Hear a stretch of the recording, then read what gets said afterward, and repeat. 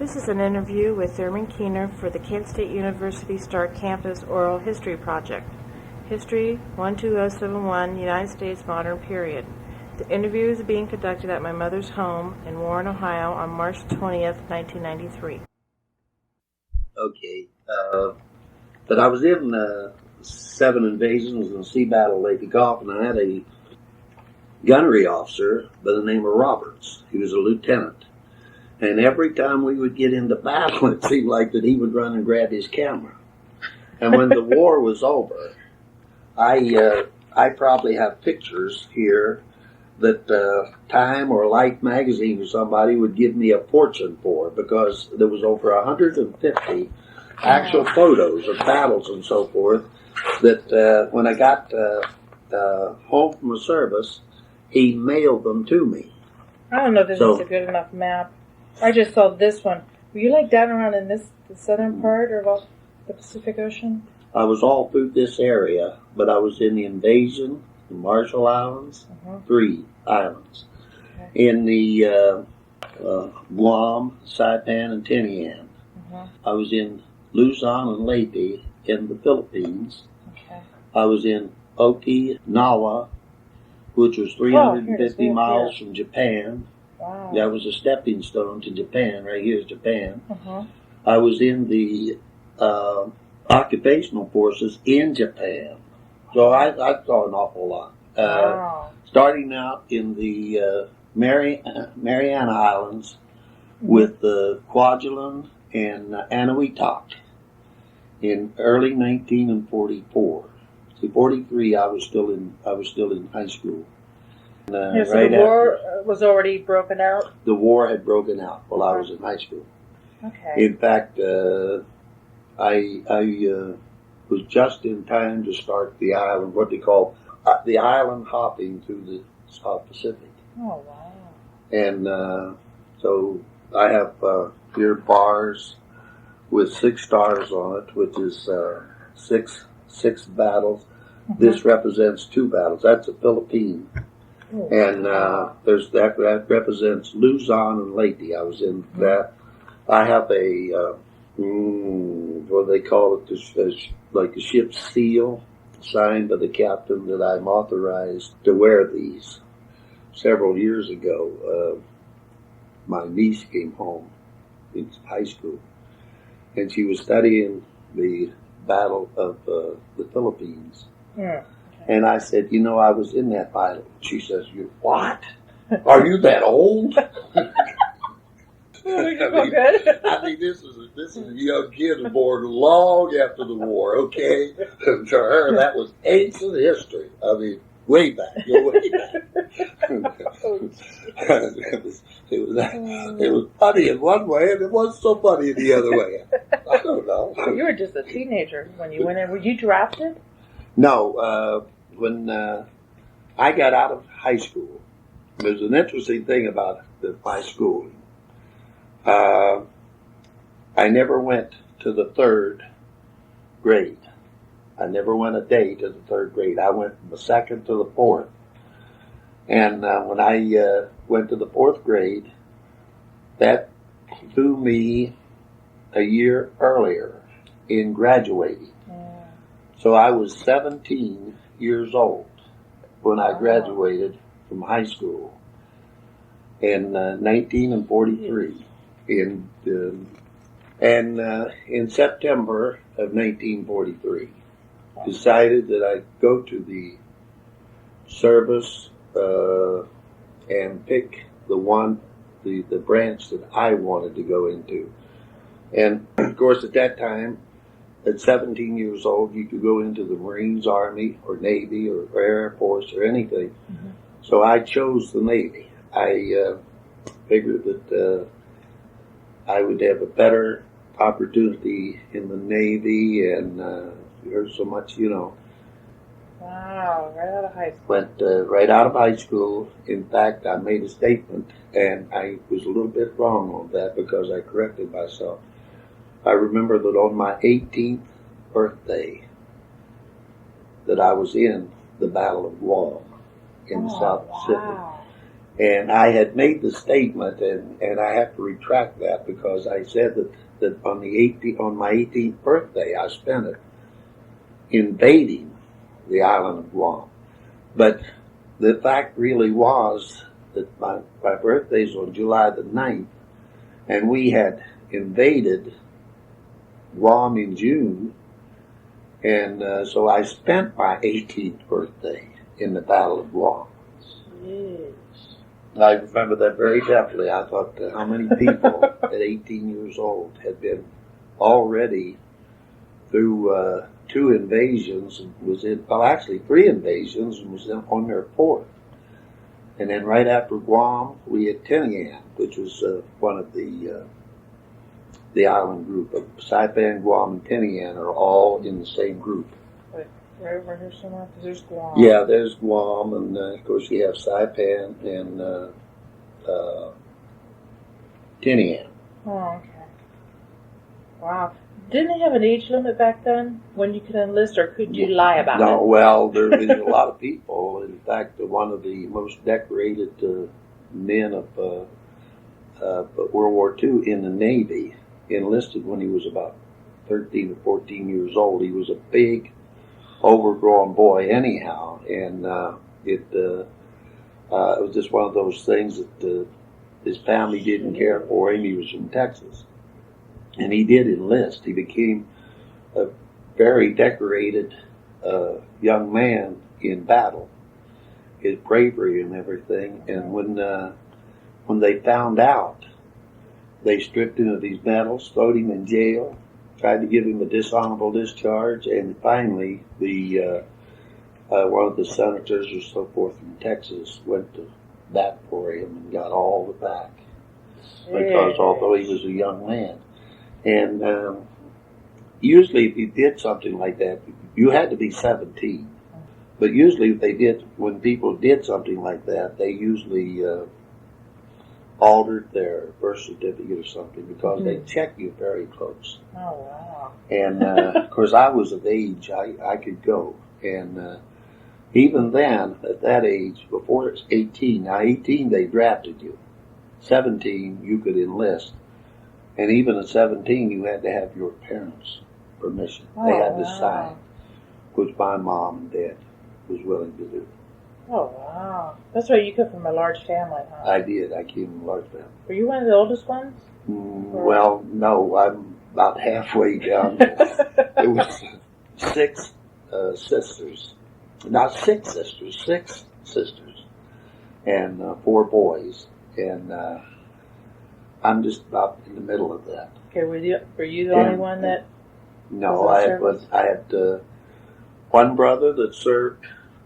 He was in a few invasions. Now he was in the Army, Army engineers, and several times I got opportunity to see him, and I was in a few invasions with him. In fact, we were on Okinawa together.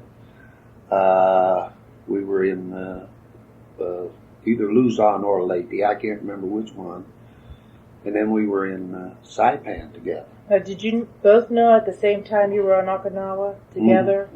Because I wasn't sure if you were able to know exactly who else was helping you. It was funny. I could write him, but he could write me a letter. You'd get it maybe 4 or 5 weeks later, and he could. In his letter, they didn't censor too much. But I could write him one. He showed them to me, and I don't know whether I wasn't as good as hiding things or not. But they would cut it to pieces. Oh, you're kidding! Just censorship. Oh, yes, censorship. Oh, wow! And they would, but I knew where he was at. I knew what outfit he was with. And when we were in Hawaii together in a rendezvous, several times I went out to his base, and several times he came to the ship to see me. Wow. We visited each other. My older brother. I need to know what type of training and where did it take place. Like, I know a lot of the Army goes down to Fort Knox. Mm-hmm. Well, when I went into the service, they sent me to Great Lakes, Illinois. And at the time, just before I went there, they were giving 13 weeks basic training. They called it boot camp. But the war was getting a little bit heavier. They needed men more, and so then they had cut it to 9 weeks boot camp. And when I went in, why, they needed men worth, and so they cut it to 7. And I had 7 weeks boot camp in Great Lakes, Illinois. That consisted of almost everything that you could think of as far as training. More than anything else, it was disciplinary. It was to teach you to obey and to listen to what the people told you. Taught you how to handle weapons and different kind of weapons. They had gunnery school and just getting along with other people and things like that. And it was very, very restricted. You were not allowed, for those 7 weeks, you were in a compound. You went to maybe some football games with the group that you were training with, but you were not allowed out of the training base. You could not go any place. You were very restricted, and it was 12 o'clock midnight till 4 o'clock in the morning. Guard duties, things like that, which was something that a country boy like me was not used to. And it was hard to get used to. It was very rough training, very hard training.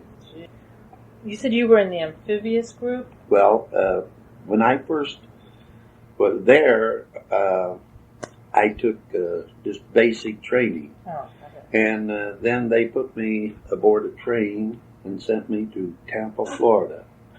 And in Tampa, Florida, I was supposed to put in commission or help commission the largest ship ever built south of Norfolk, Virginia. And it was called the USS Piedmont. It was a big destroyer repair ship. Oh. And it had 1,600 men aboard. It was just like a floating city. It had everything you could think of. Barbershop. You wouldn't think that it was a fighting ship. And excuse me, the idea of that ship was to be able to repair, say a destroyer or a destroyer escort got hit in battle. Mm-hmm. Instead of bringing that ship all the way back to Hawaii or the United States or something, they would bring it to the USS Piedmont, and they could repair it there. Sure. Now, $40 million today does not sound like a lot of money, but in those days, 1943, $40 million was a lot of money. And they had a machine shop. The machine shop alone cost $40 million. We could, it was just so astounding that we couldn't fathom what it was all about. So I put that ship in commission, and we took it to Hawaii. In Hawaii, I decided, in Honolulu, Pearl Harbor, I decided that I didn't want to spend the war aboard a thing like that. I wanted to get in the action. I was a flag waver. Okay? And so I transferred to what was called the amphibious forces. Now, the amphibious forces are the ones who are in the invasions. This ship set back, and they brought the ships to it and repaired it. It was back safe zone. I didn't want that. And so I too boring. Transferred to the amphibious forces, and I took amphibious training on what they call Y9 in Hawaii, in the Hawaiian Islands.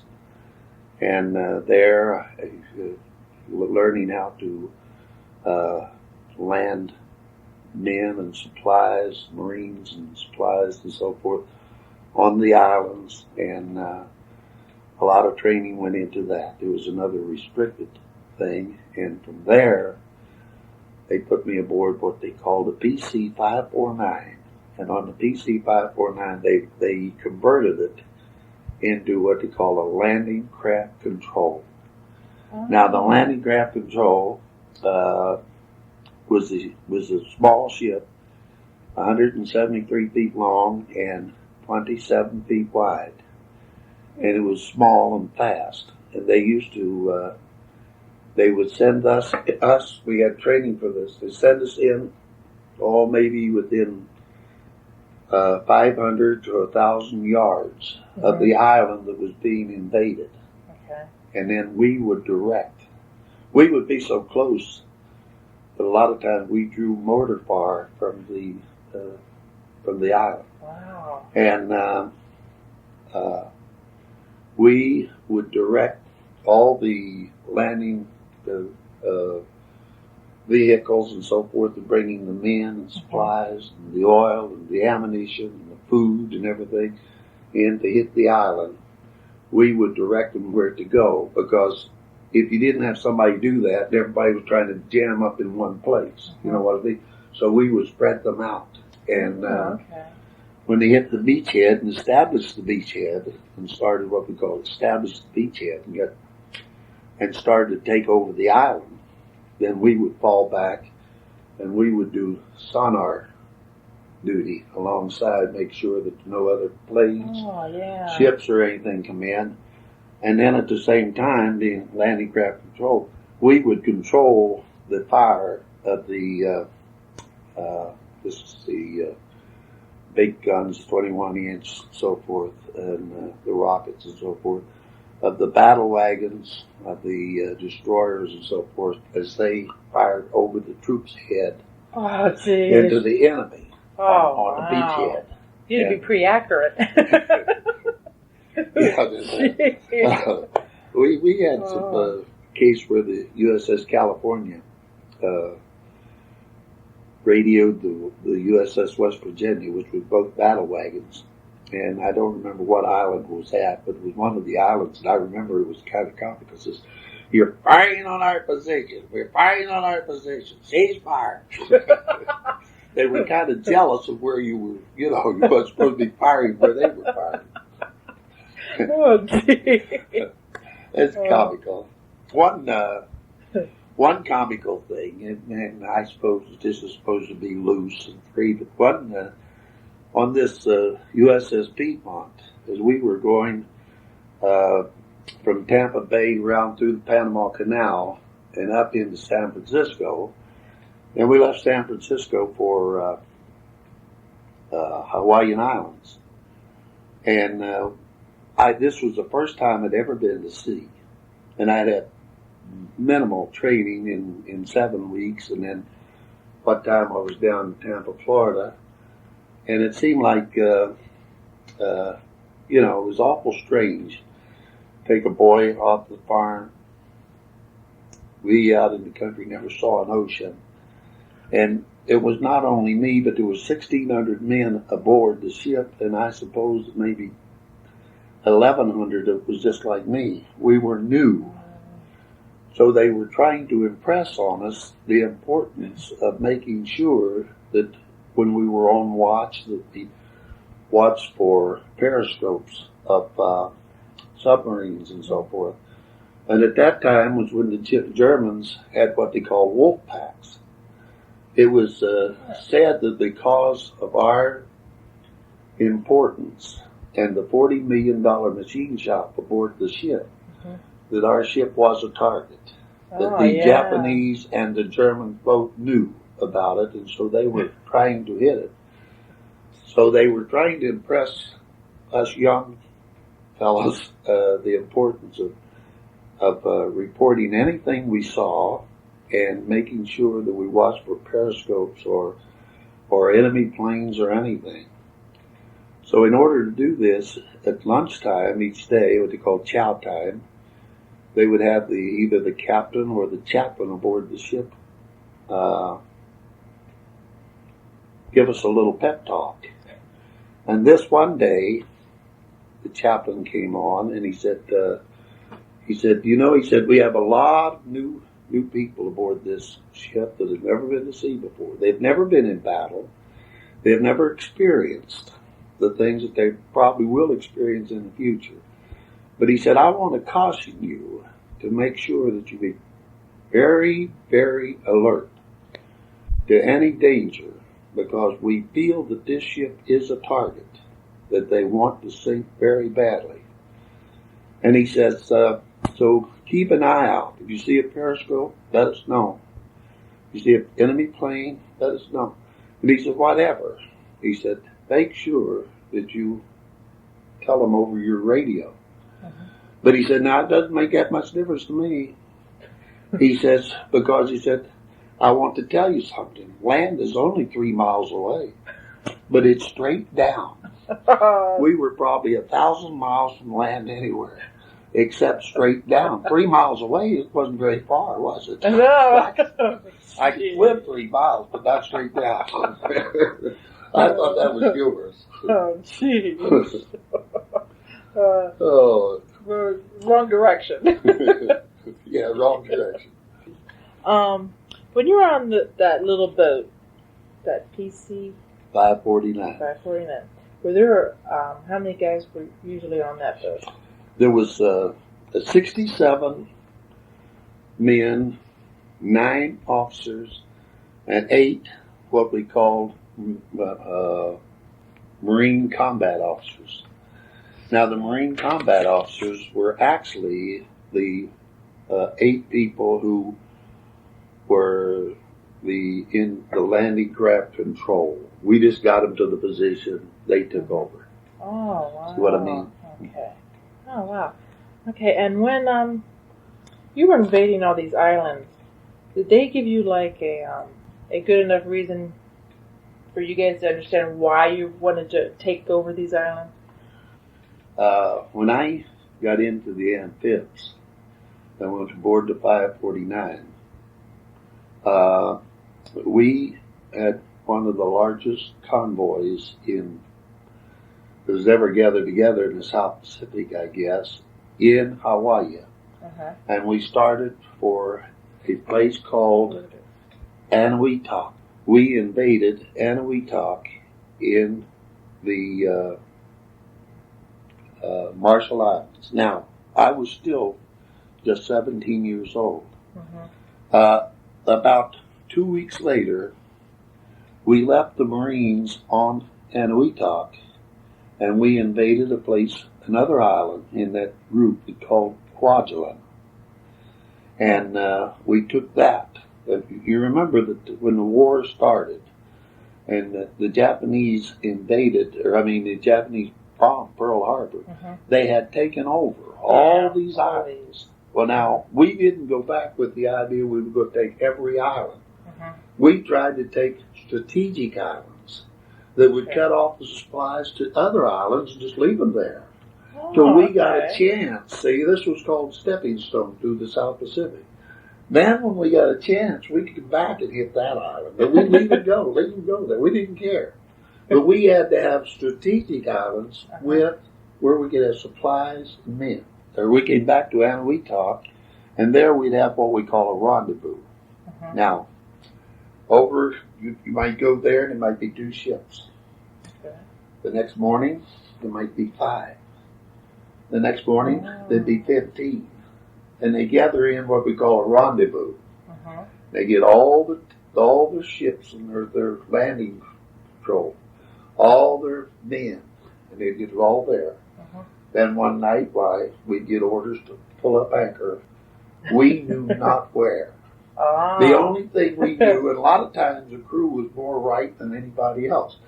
They would tell us that the commander of the convoy, if he happened to be an admiral, which we had Admiral Bull Halsey with us sometimes. I was with the 3rd Fleet, and I was with the 7th Fleet for a while.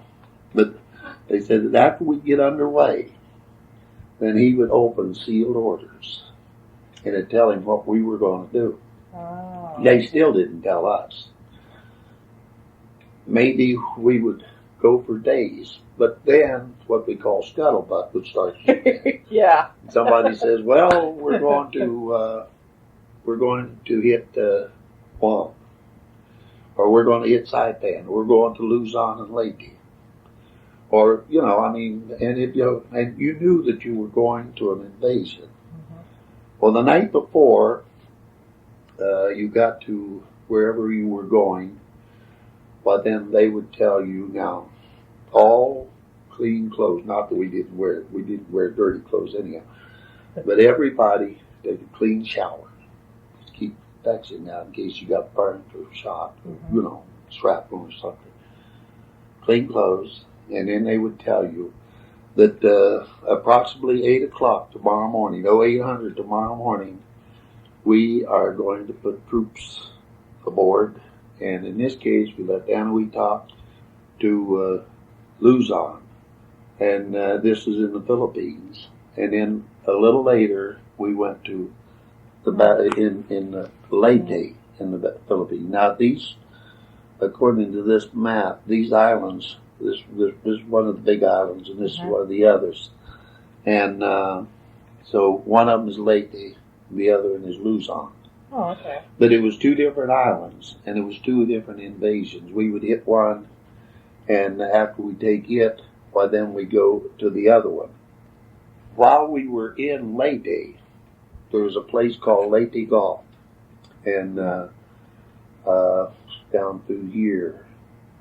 And while we were there, the Japanese tried to slip planes and aircraft carriers, battle wagons, and so forth in through to reinforce the islands.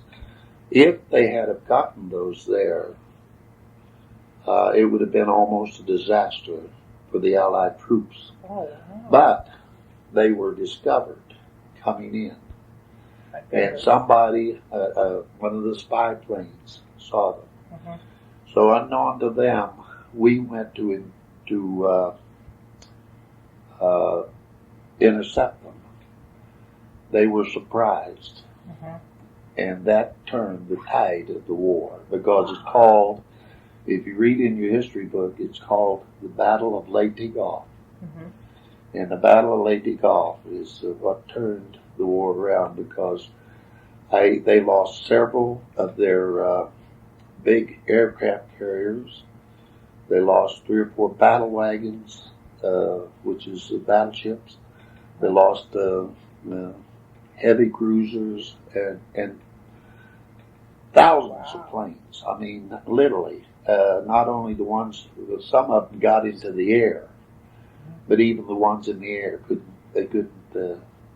compete with us. Wow. And it was actually one of the turning points of the South Pacific, called the Battle of Leyte Gulf, and I happened to be one of the fellows that was in thick of that too.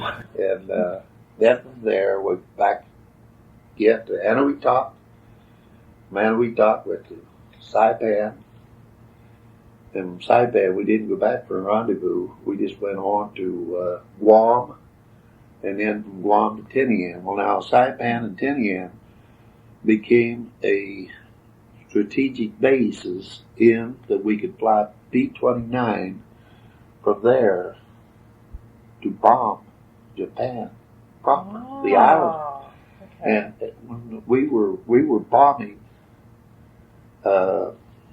Japan itself, because we had the bases. This was the idea of the hop through the South Pacific, strategic islands. And so then we were taking B-29s, and every day they'd head off and go to Japan, and they'd drop their bombs and come back. Oh, wow. Sheesh. Do you know where you were when they dropped the atomic bombs? Yes, I know where I was when they dropped the atomic bomb. We were, after Saipan and Guam and Tinian, there was a little island that called Iwo Jima. Okay. I suppose everybody in the world has heard of Iwo that. Jima. And of course the famous raising of the flag on Mount Surabaki. But I was in the invasion of Iwo Jima, and then right after Iwo Jima, and we got it settled, that was one of the bloodiest battles of all. And in fact, there was about 3 waves of men went to the island before we ever got a foot on the island. In other words, I have stood on the deck and watched guys come floating back that never made it. And there was 3 waves before we ever got anybody established on that island. They were so dug in. Their positions was so high, they were firing straight down. And there was nothing, nothing that could be done. You had to just keep sending them until somebody got a foothold.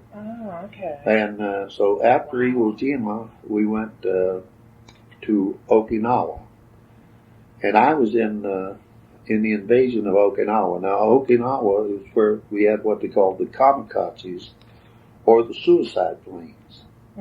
And I saw in 15 minutes, I saw 9 ships hit by suicide planes and sink right around me, and trying to pick up guys who were in the water and so forth. But I was fortunate then that our ship was never hit by suicide. We were out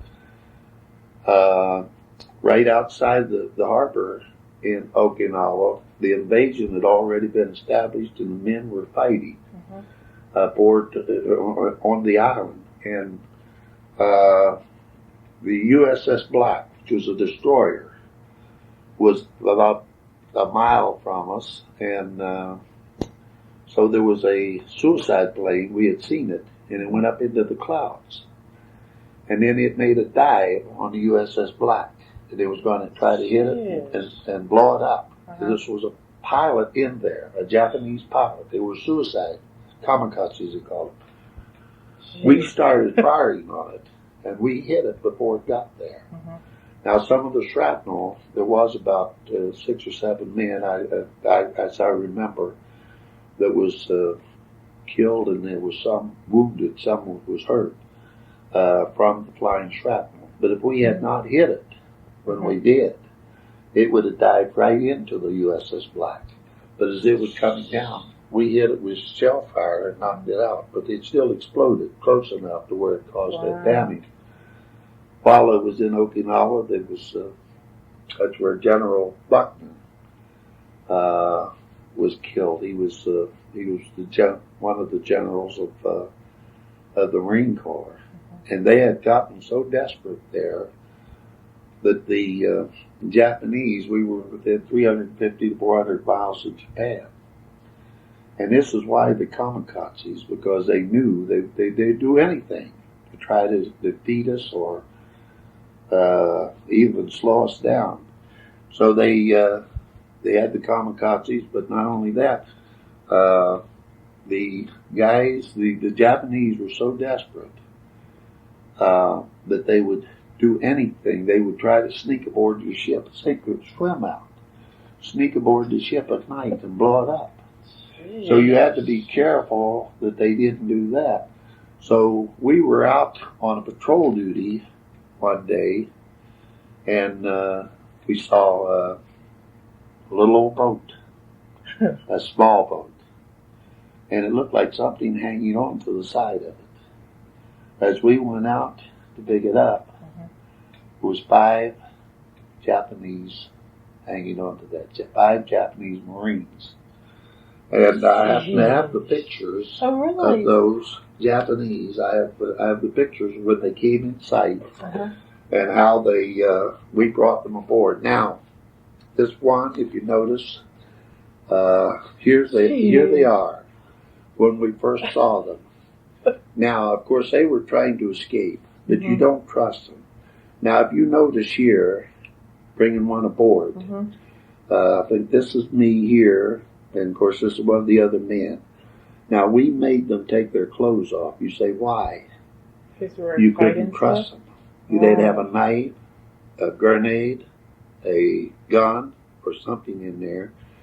So we made them in the water. Here's another one over here. We made them take their clothes off. Then we brought them aboard, and we got some of the men went and got shorts, boxer shorts. And we put them on them, and then we got blankets. And this was a Japanese. I have several of them here. But I was credited with capturing 5 Japanese prisoners. And so that was in Okinawa. And of course that's where the kamikazes was. That's where an awful lot of things went on. So you asked me the question, and I'm finally getting around to that. That's okay. Where was I when This is interesting. when the bombs were dropped? I have a lot of pictures here, but I just sorted those out. Here's others of them, and there's pictures of me in there with them, and some of my shipmates. But when the bomb was dropped, we were still at Okinawa, and we'd heard a rumor that there had been a bomb dropped in the desert in Arizona that was big as a teacup that had blown a hole in the ground that you could put like 20,000 tons of TNT or something would make a hole like that. And we heard this rumor, but it was not confirmed. We had no idea what they were, just somebody said, boy, we've made a bomb. And it seems like no matter how secretive you are, somebody always finds something out. Yeah. And so we were at Okinawa, and then we heard one morning that the bomb had been dropped on Hiroshima, and that it had destroyed everything. And of course, we only heard what we knew from the news, just like everybody else. I didn't see anything there. Wow. Wasn't that close, 350 miles away. But we started back for Hawaii, and then a few days while we were at sea, a day or two later, we heard where the bomb was dropped on Nagasaki, and the same results. And we were headed back for the Philippines at the time. And when we got to the Philippines, the Japanese decided that they would surrender. And they were to fly a white BBY into Hawaii, into Manila. And the reason this was painted white, it was so nobody would shoot it down. It was a peace signing mission. And then, of course, the rest is history. How they went aboard the USS Missouri and in Manila and signed the peace treaty. Then, of course, after that, we were still very apprehensive because we had to go and occupy Japan, knowing that we had to go in there, not knowing what we were to expect and what we might even run into as far as resistance. Was still quite traumatic with us, and so we started off then with Halsey's Third Fleet, headed for Japan, and we pulled into the harbor of Yokosuka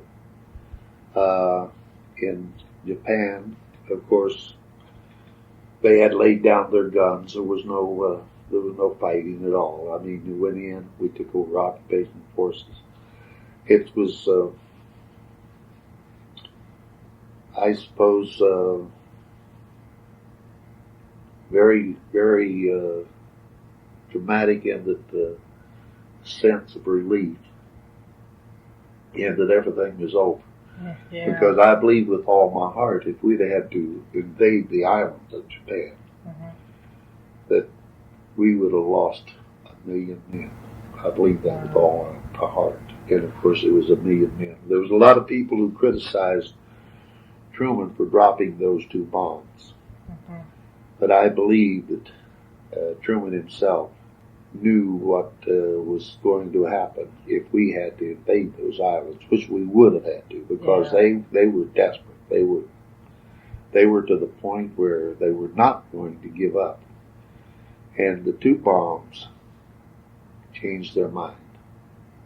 You were invading most of these islands. You did it mostly at nighttime? No, we the way you did that, you went in, you held the troop ships back, and so forth, the supply ships and everything. Mm-hmm. You moved your big battle wagons and your ships that had a lot of firepower. Mm-hmm. Like the battle wagons has 21-inch guns. They have twin 21-inch guns. Uh-huh. But they 5-inch 38s. They have rockets. And then you would take early in the morning, well, maybe 2 or 3 days before the invasion. Mm-hmm. This was the idea. You move the troops back. You move the ships in there and take the planes off the aircraft carriers. Mm-hmm. And you would pound that island. You would pound it, you would pound it, you would pound it. And Cindy, when you got done with that thing, you would think that there couldn't be a frog, there couldn't be a snake alive over there. Uh-huh. Not alone troops, enemy troops.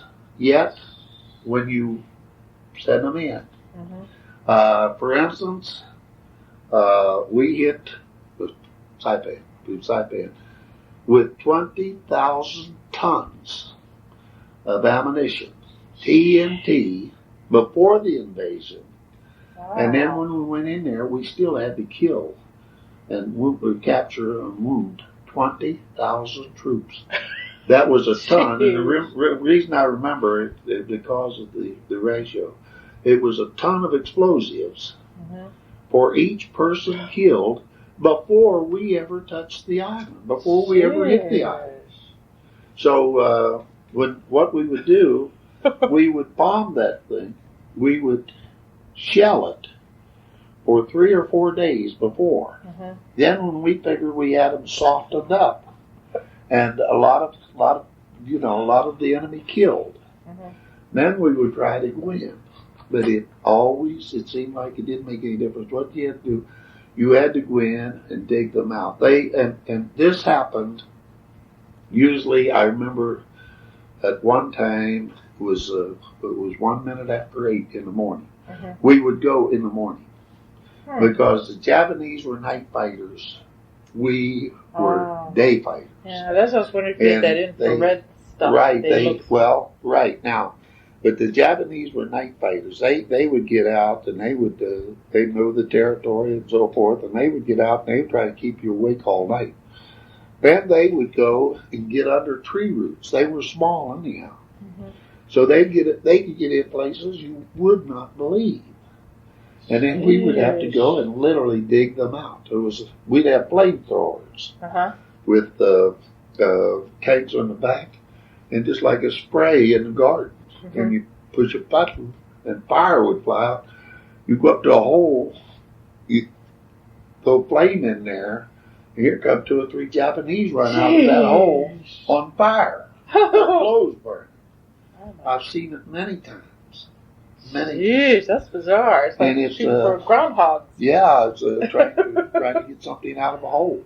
Wow. But usually our invasions were early in the morning. And that we would try to get the beachhead established that day. Sometimes you were way up in the night, or maybe the next day, really trying to get beachheads established, and then we would go from there on in, moving in on the island. Sometimes if it was a big island like Luzon and Leyte, we would land on different positions, and then they would try to what we call a pincer movement. Move in and try to squeeze the enemy in the middle. See? But at the same time, over where they were located, we would still be sometimes bombing and so forth. I recall one time on going back to Guam again, the troops were pinned down, what we call pinned down, by 50 caliber machine gun fire. on the beach. And they couldn't go forward. They couldn't move because every time they start to move, these guns would open up. And we could not pinpoint where they were coming from. This was our job, the landing craft control. And if we could pinpoint it, then we could have we'd knock it out. And so we kept on and kept on for hours. And somebody says, there was a big water tower. It's a great big, like a wooden water tower. Somebody said, I believe that's coming from that water tower. And so we just called back to the battle wagons and says, put a target on that water tower. You know, they were pinned up in the water tower, and they were firing down at our troops on the beach, and they couldn't move. We took that down. Sneaky.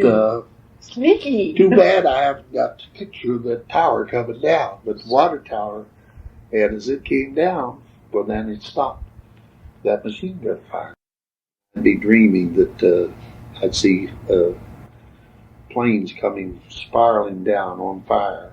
And of course, I've seen so many of them, and been in so many air battles, and so forth. So it was like a regular job you always dream of. Yeah, you know, and it took an awful long time to get over a lot of that.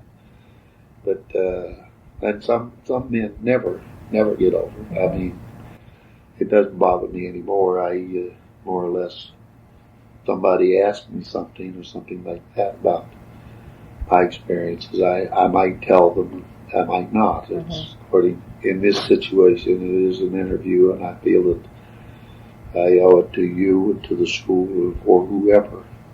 Well, thank you. Howard Roberts, he was a lieutenant. Howard to bring his camera of all things. he was great for pictures, and I have pictures in Japan. And in the occupational forces in Japan, I can show you caves here in the ground where they had underground factories. There's a couple of gals as you'll see. Oh, yeah. Now, these were just, this was the way they dressed at that time. They don't do that now. Now, what would you say is odd about that picture? Now, that's in Japan. You see the Japanese writing? They have a shell. They had a shell oil station there.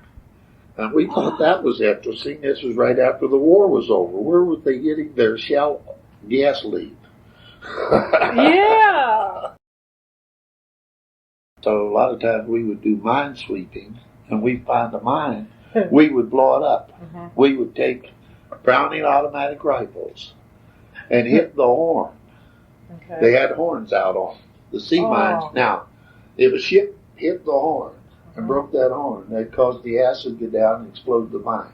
That was a detonator.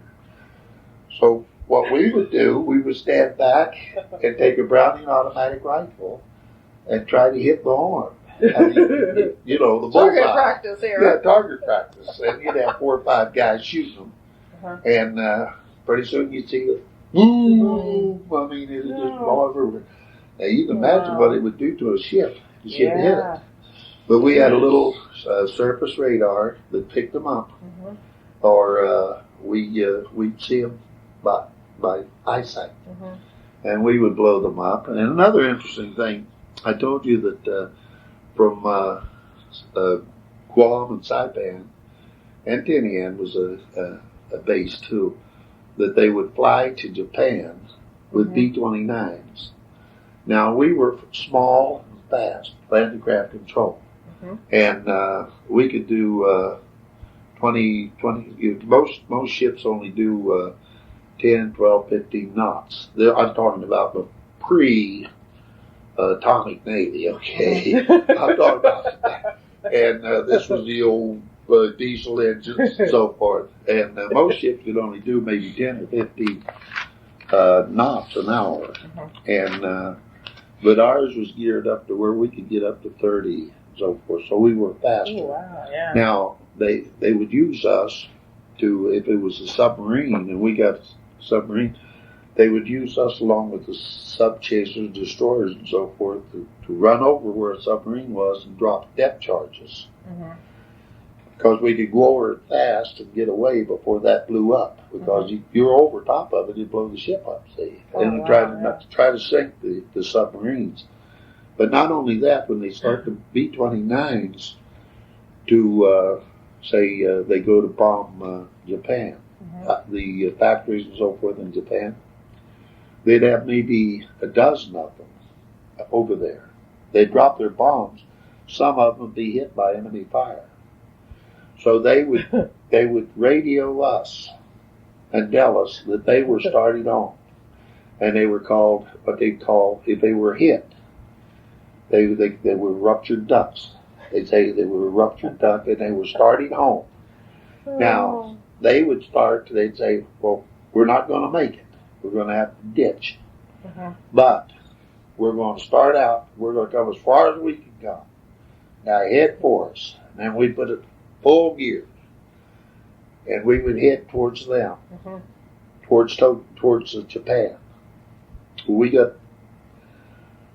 They started down. The other planes would give us the location where they went down.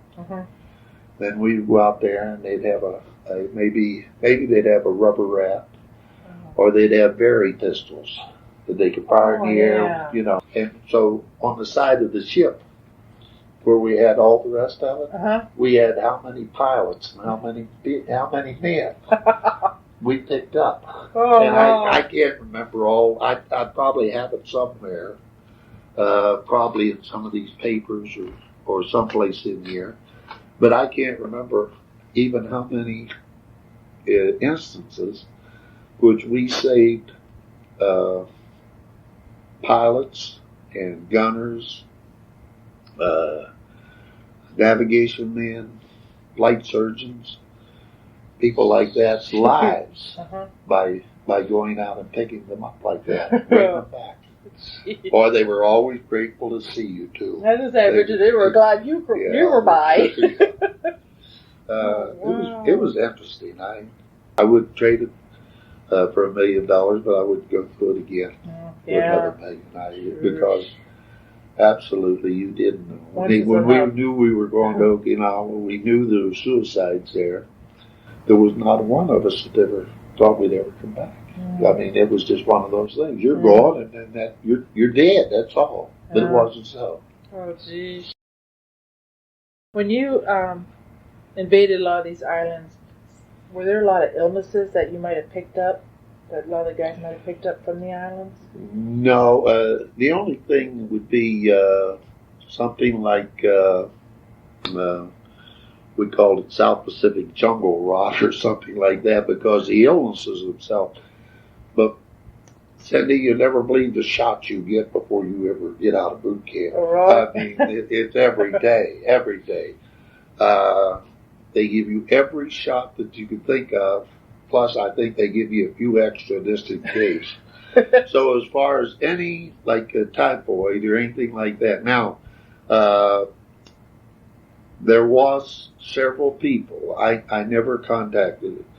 I never had a problem with it, but a lot of people got malaria. And the malaria was something that it seemed like every year, even back in the States, I know people who had malaria. Every year they get, at that time, they take malaria again. And it seemed like nothing for it except they give you a lot of sulfur. And but I never had that problem. But there was what we called it jungle rot. It would just be like maybe you get a breaking out that wouldn't.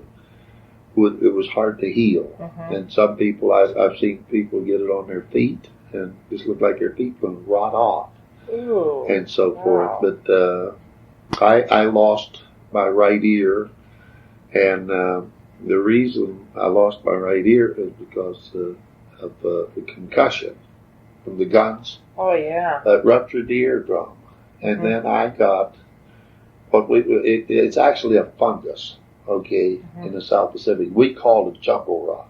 I mean, this was the dense name for it. Hard to, and I got the fungus on the inside of through the ruptured eardrum. And in 1949, after a couple, 3 years after I was discharged from the service, I had to go back to Crile Veterans Hospital in Cleveland. It was one of the largest hospitals outside of Okinawa Naval Hospital, I guess, in Oakland, California. One of the largest. This was one of the largest on this in the Midwest, or I'd say east of the Mississippi River. Crile Veterans Hospital. I went up there and had to have a large growth that was pressing on the brain removed, that was caused from that fungus that was building up in there through that eardrum. Wow. So I lost my right ear. Not, you can't say, well, he lost it. He lost it during the war, but it all happened after the war. I mean, as it got worse and grew. Yeah. And they flew a specialist out of Philadelphia. It was something new that he'd been operating on the brain in 1949. It was only a 50-50 chance of you living anyhow. So they flew a specialist out of Philadelphia. I was operated on October the 8th, 1950, 1 year ago, October the 8th, 1950. Crile Veterans Hospital in Cleveland. That was service connected. And it's the only thing. But other than, there was no such thing as major disease. There was no breakouts of measles or smallpox or anything like that.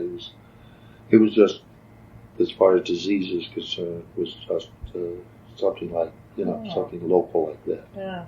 I got a crazy question for you, because you always hear about this man doing USO shows, Bob Hope. Yeah. Did you get to ever see him in any of his stuff? I take to go probably aboard a large battle wagon or a large carrier, and they would take the carrier deck and they put chairs on it, and they would put them in there, and they would bring them from other ships over there. But you couldn't get everybody on there. Yeah. So one place that we were in rendezvous, and that might have been in Enewetak, but it seemed like every year, or 2 or 3 times a year, he went. It didn't make any difference where, but he would go to entertain the troops. Yeah. And so a bunch of men that was aboard our ship that didn't get to go, me being one of them, we went out, and on the ship there's a crow's nest up there, and then there's like a yard arm, they call it. And it's where you run up signals and so forth. It's a mast. Yeah. And we had the flying deck up here. Okay. So we got up there. We all of us had binoculars because we had to have them for watching for submarines and so forth. And so we did get up there, and we could look over there, and we could see way over across the dozens of ships. We could see, but you couldn't actually hear. Oh, yeah. So that's as close as I got to Bob Hope. Oh, darn. Yeah, but he was there in the group. I remember that, and I don't remember. I believe it might have been when we were in the rendezvous, but it was when there was a bunch of ships together. I don't know if this question I'm going to ask you now is related with your time in the service at all, but I thought I'd ask you anyways. Okay. In case it is. Through your experiences that you had during your service, did that have anything to do with you going toward being a pastor? Well, no, that's not directly. It's an odd thing that everybody and anybody, whether they are a religious person or not, when they get into a crisis or something happens in their life, that they all will look to a higher being. Yeah. And so I can remember many times I was not a Christian, I was not a minister, and when I was in service, and very seldom, like most people, I didn't even attend the chapel services. I might and I might not. But when you knew that you were going into battle, it seemed like everybody, whether they were religious or not, or, they tend to look towards that. Yeah, they always pray to God. It's You're here like, now. Lord, I know I don't think I'll be very much most of the time, but just watch over me while I'm in this situation. And many, many times, I was not a Christian. I was raised in a Christian home, but that doesn't make you a Christian. And I went to church, Sunday school ever since I was a little boy, all the time at home. And I loved going to church. I loved going to Sunday school. But when I went into the service, I was just as wild as anybody else. Most people are. I think that most of the servicemen, they were away from home. And most of them, I think, felt that they might never get home. So they say, grab the brass ring and get all the gusto you can out of life. So when you see 400 men go ashore off of the ship, you can bet that 395 of them are going to come back drunk. It was that way. I mean, it was just one of those things. When I lived like everybody else.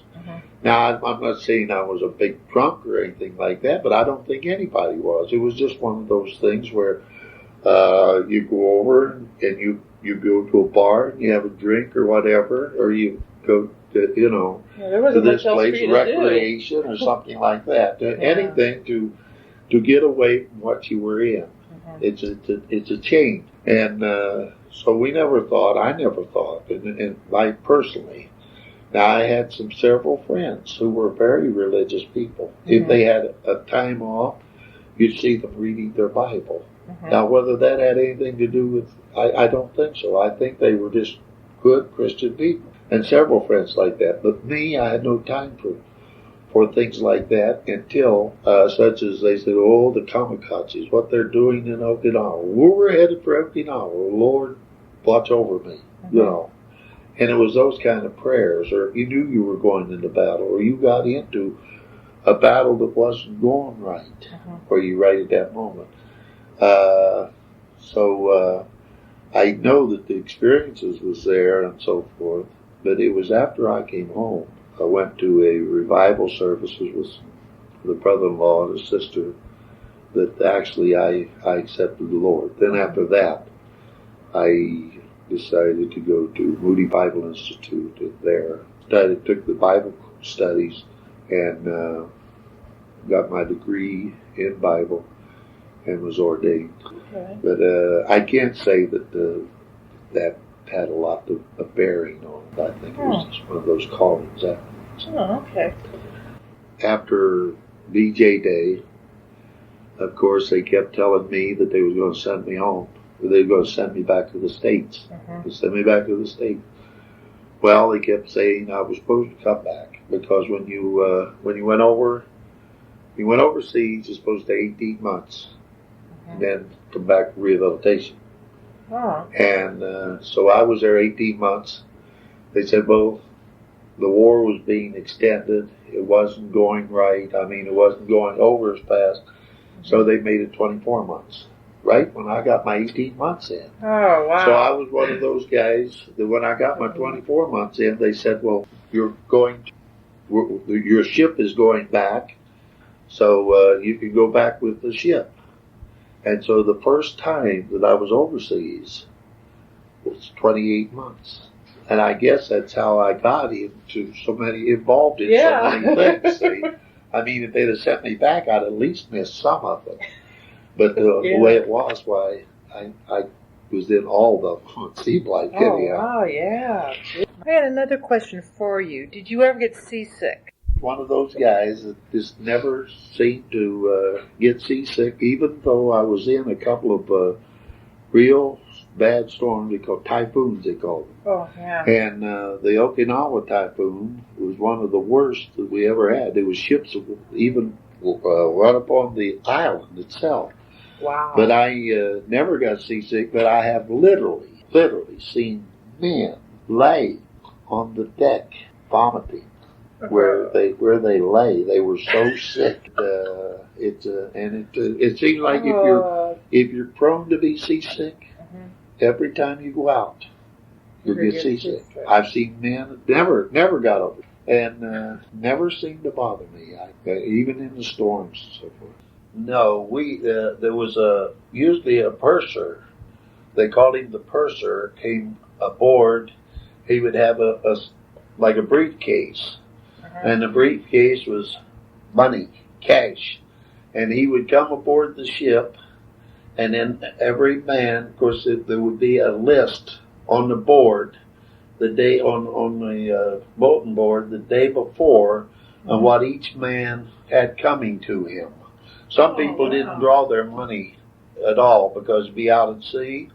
And so this purser would come aboard on payday. Sometimes he didn't get there 1 month. It might be 2 or 3 months that you got paid. If you was out at sea or in battle, you couldn't stop the battle and get paid.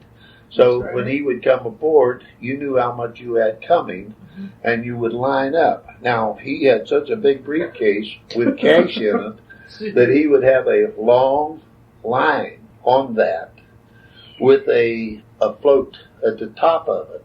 And he had a man with a sidearm, a pistol, and so forth, with a weapon. And he would come and he would carry the line in case that would slip out of his hands into the water. And then that would unravel and the float would be at the top. It was very interesting. The float would be at the top so they could get a hold of the line, pull the money satchel back up out of there, just in case he would drop it or something like that. And then you would line up, and each person, as they went up to him, the purser would pay you what you had coming. There was no checks ever issued. It was always in cash. Did you have trouble on the boats of maybe one of the guys trying to steal your money from you? There's cases where there had people that had the money come up missing. I never did myself. But one thing that the services would not tolerate in those days was a person who would lie. And because they say, well, if you would lie, you would steal and lie about it. And if you didn't lie, then you wouldn't lie about stealing. So stealing itself was not a big problem. It's either I don't know that they screened them, although it did happen. The big thing, on payday night, there was always poker games and crap games going every corner you looked, and a lot of people didn't keep their money very long. So they didn't have to have it stolen. They had to take it the quick way. The toss of the dice.